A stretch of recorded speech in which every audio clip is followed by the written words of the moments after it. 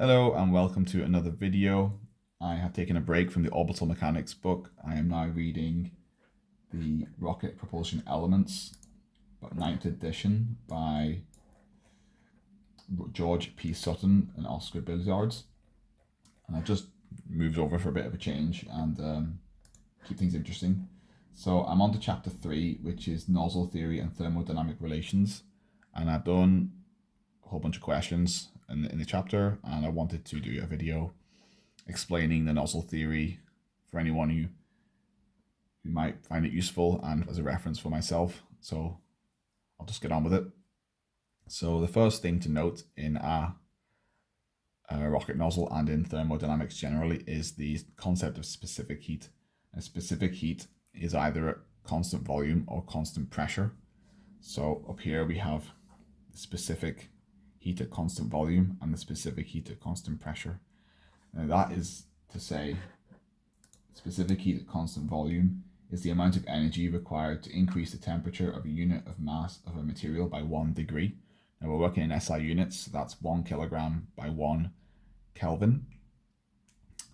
And this equation here, specific heat at constant pressure minus specific heat at constant volume, is equal to the specific gas constant.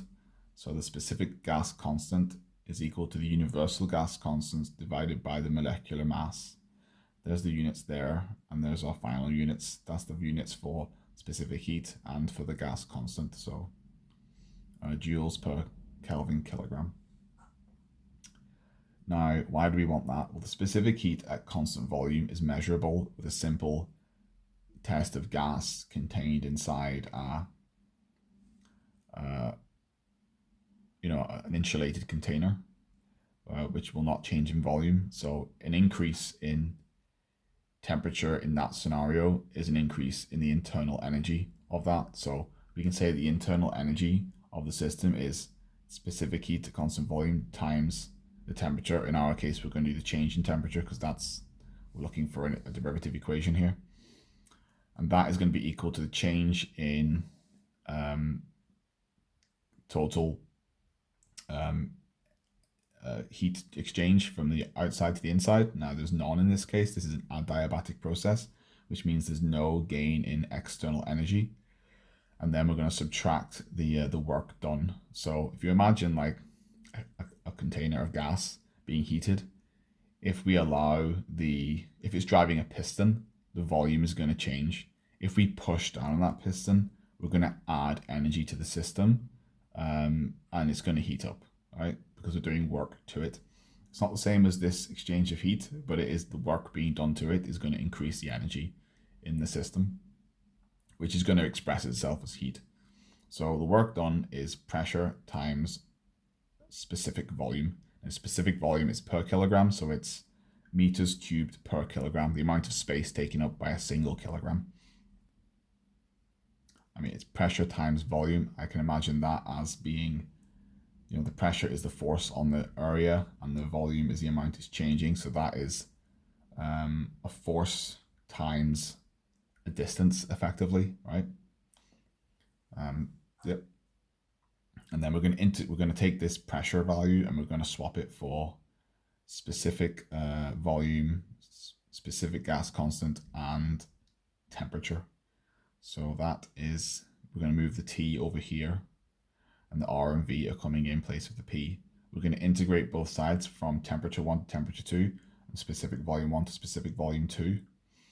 And we're going to get this equation. We're going to simplify that into these equations, and well, it's these two here simplified down to, we're going to move the CV over here, and then this little fraction can be simplified using the above equations. K is the heat ratio, and we're going to express these in terms of K here. So this becomes K minus 1, and then we can also, using this formula here, we can derive the pressure ratio to the power of K minus 1 over K.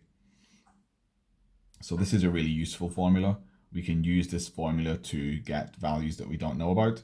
So if we have 3 of these, we can get another one. So pretty straightforward.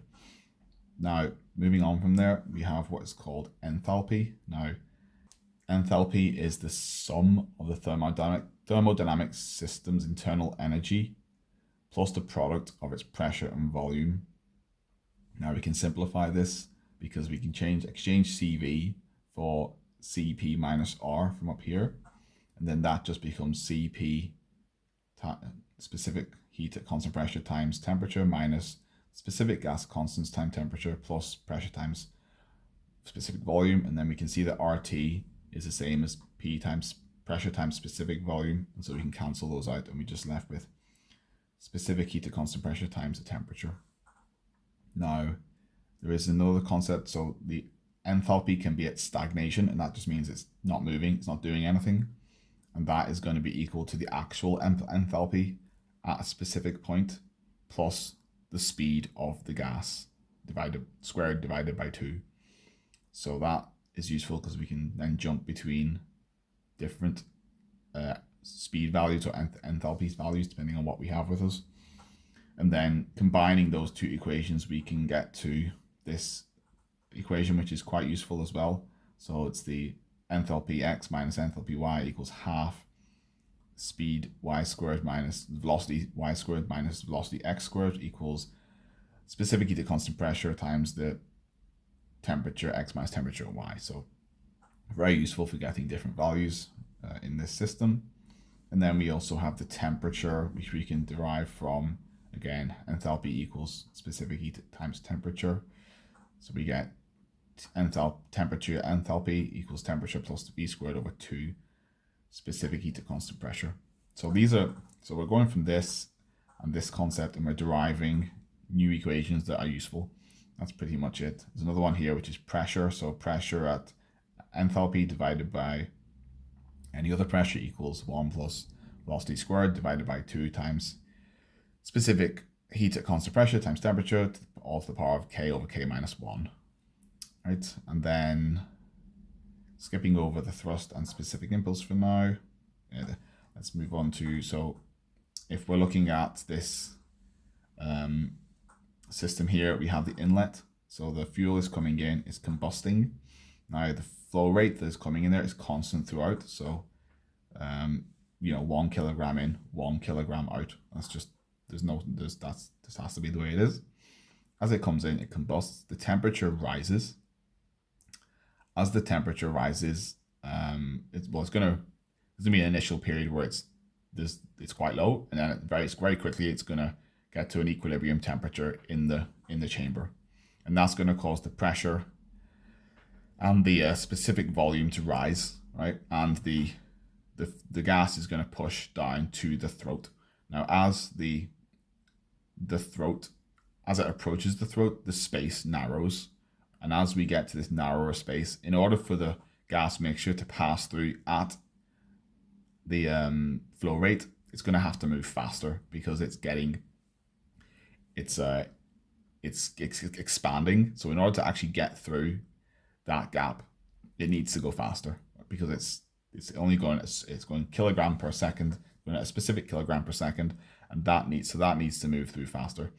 As things move faster through a tube or through a constricted area, pressure drops.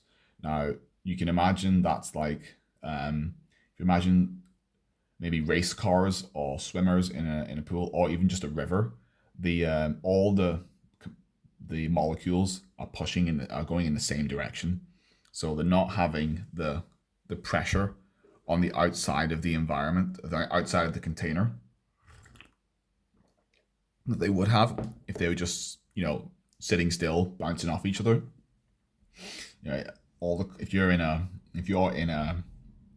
race, right, and you're trying to move around between the other racers, it's easier if they're running, right? If they're all standing still, you can't really knock them out of the way quite as easily. But if you're all going together, you can imagine a race car clipping into behind another car, it'll knock it out of the way and be able to move on. And then the cars behind that car will be bumping into the back of it. So any energy lost will be gained by the cars bumping into the back of it, assuming they don't blow each other up. But you get the idea that the flow of material through a constricted area reduces the pressure on the outside of that container. And it just kind of makes sense if you think about how that would happen in a simulation. So the pressure drops. This allows the specific volume to increase because now you've got more effective space for these for this gas to expand into. Everything's moving fast. You effectively have more space because of the speed of things and the fact that nothing's bumping into you. So the specific volume's going up. It's not going up by a massive amount, and the pressure's not going down by a massive amount, but it is going in that direction. So we get to the throat, and temperature is dropping a little bit as we move towards the throat. So the temperature is decreasing because the pressure is dropping, and as pressure decreases, temperature also decreases. So yeah, and then once we're through the throat,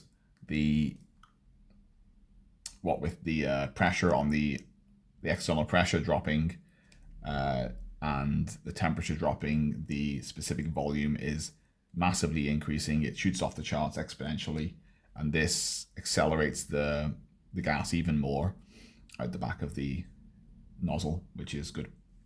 And from that we have thrust. So thrust is equal to the flow rate times the external velocity plus the pressure differential at the exit here.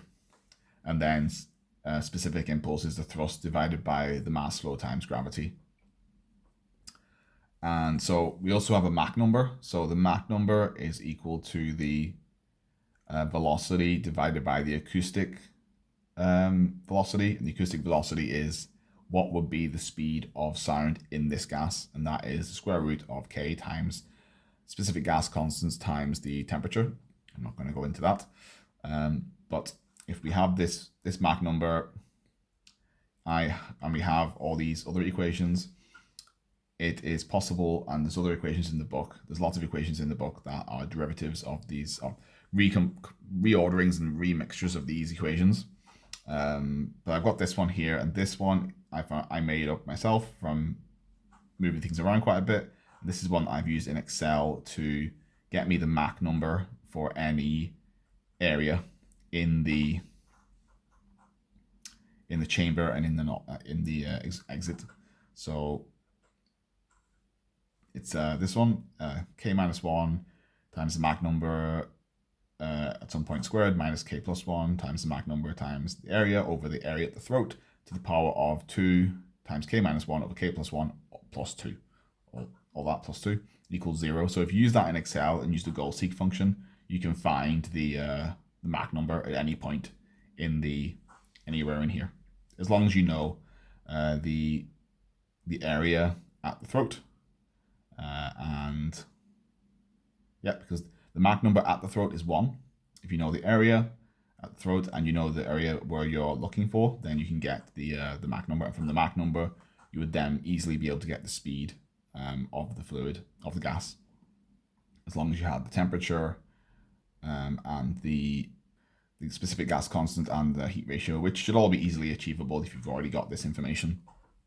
So let me see what else is going on here. So this is just add some more units in here. This is kilograms per second. This is meters per second. And so that is kilogram meters per second squared, which is a force, and that is Newton meters squared, and that is meters squared, which is given as newtons.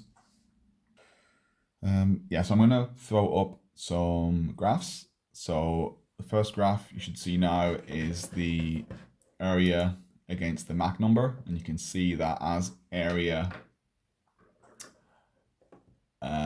increases, the Mach number increases, and once we hit Mach 1, the Mach number shoots up exponentially. The area there is logarithmic, the base 10. And then now we have the temperature against Mach number, and you can see as we get higher in Mach number, temperature is dropping. And then I'm showing you the area against specific volume. So again, area is increasing, specific volume is increasing. Once we hit Mach 1, we are flying off the charts. And then the next one is pressure against is area against pressure.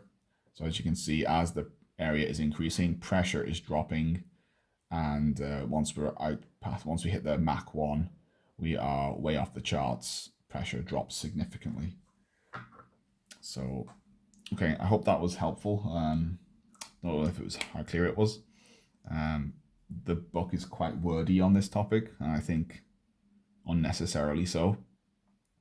Let me know if you have any questions, or if you think I've made a mistake, or anything really. Leave them in the comments. Right, thank you very much. Goodbye.